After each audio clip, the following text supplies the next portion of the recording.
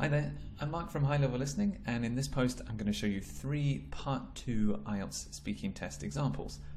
I'm planning on uploading new IELTS examples from either Part 1, 2 or 3 each week, and the questions that I'll answer will be some of the latest and most up-to-date questions that I can find with the resources that I have. As well as the answers themselves, I'll also show you a technique and the technique that I'm applying behind each answer as well, so you can try to use the same strategy when you take your test.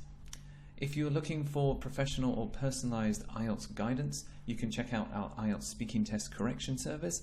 There'll be a link to that service at the end of this video. But for now, here are 3 high-band Part 2 example answers. Good luck! All these Part 2 examples will follow the past, describe and future structure. If you signed up with me for the free IELTS mini course, you might already know about this technique, and there's a link for that on this page as well.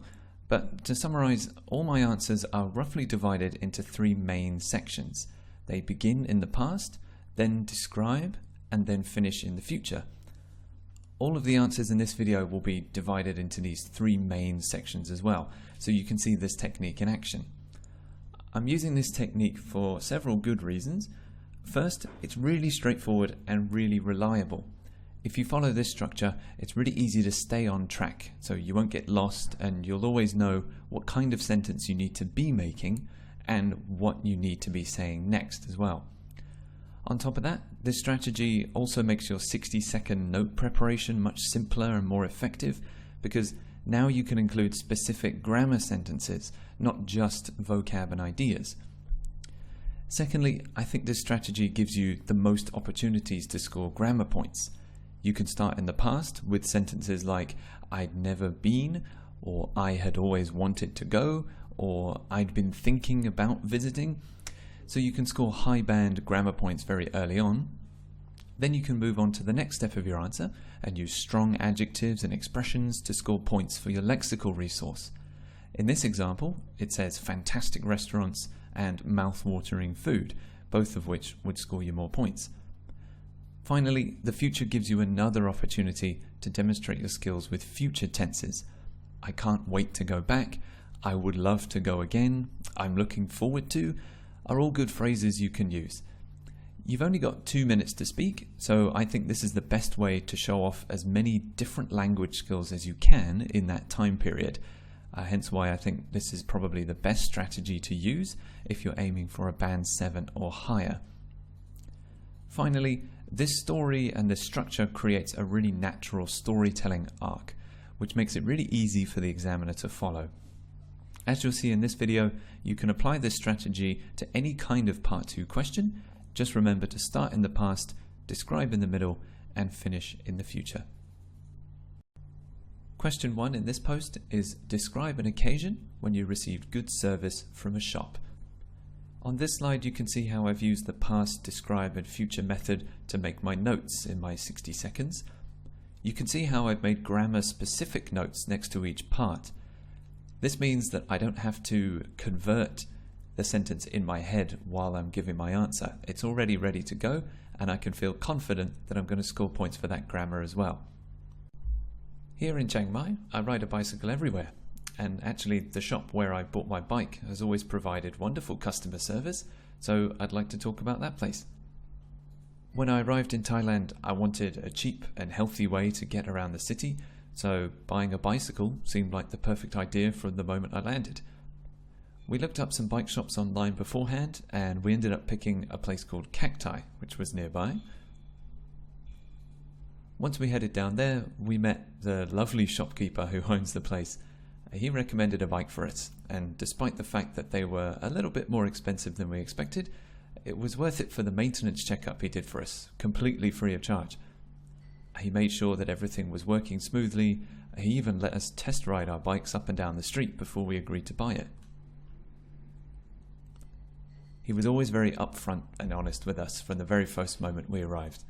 He told us about the pros and cons of each bike we had in the shop, so I never thought for a moment that we were being taken advantage of or ripped off.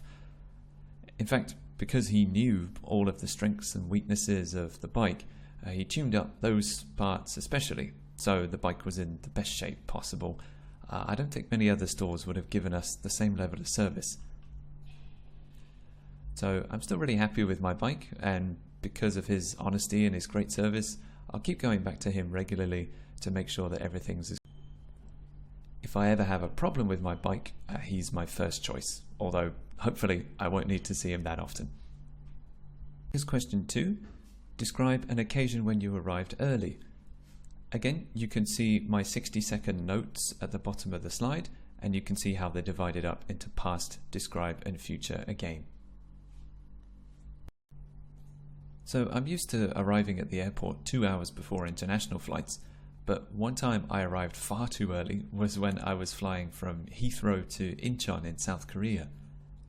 When I checked my flight details, I could have sworn my flight departed at 4 in the afternoon, but after I arrived at the terminal and looked for my check-in counter, I realized I was about 4 hours early instead of just 2. I think I must have gotten 1600 and 6 o'clock mixed up in my head, even though I thought I'd double-checked it. So because I'd shown up well in advance, I had quite a bit of time to kill. Luckily, Heathrow is a massive airport, so there were plenty of things for me to see and do. I ended up having a few cups of coffee and wandering around the shops. Even though Heathrow is a huge facility, I was pretty bored after about 30 minutes, and the time really dragged. I read for a while and sent my friends a few Facebook messages until my check-in counter finally opened up and I could check my big suitcase and head through security. In the end, it was quite fortunate that I arrived so early because there was a huge line for security. I think the airport was missing a few members of staff that day, and I was in the queue for about 45 minutes. I think it was a bit of a blessing in disguise. If I hadn't arrived so early, I think I would have been panicking about making it to my gate in time. Eventually, I made it through and only had to wait around for about 45 minutes. I had enough time to buy some snacks and drinks to stock up for the long flight ahead. Next time, I think I'll triple check my flight details before I head out. That said, it's probably better to be too early for a flight than too late, so I suppose it could have been worse. Question 3 is describe a TV drama series that you like. At the bottom, you can see the show that I've picked and the notes that I've made. I'm not a huge TV watcher. In fact, apart from sports, these days I only watch shows and videos online, like on Netflix or on YouTube. That said, one drama show that really grabbed me was a Netflix drama show called Narcos. My girlfriend introduced it to me as she's a big fan of Netflix and she knew it was the kind of show that I would be really into. It's a crime drama show set in Colombia in the 1990s, based on the true stories of Pablo Escobar, who was an infamous Colombian drug kingpin. So naturally, Pablo is one of the main characters in the show, along with his gang and some American agents, the local police, and the Colombian president as well. It's quite a huge cast, and every character is unique and really memorable. The storyline is very gritty and violent. There's a lot of action, chases, backstabbing and blood in virtually every episode. Besides the action and the drama, I really like it because it's a true story and you actually learn a lot about the actual conflict as you watch. Actually, because the storyline is so bloody, you can't really get attached to any of the characters because you never know if they'll survive the episode. It makes each episode really gripping and tense, and you get the feeling that no one is safe. Another thing I like is that despite the fact it's an American-made show, the majority of the series is in Spanish, so as you watch you can pick up a few new words here and there, and it makes the show feel very authentic as well. Personally, I think I also pay attention more when I have to read the subtitles, otherwise I won't understand what's going on. I've watched the first 2 seasons so far, and I'm really looking forward to the third one. I don't know exactly when it's coming out, but I'll watch it as soon as it's released.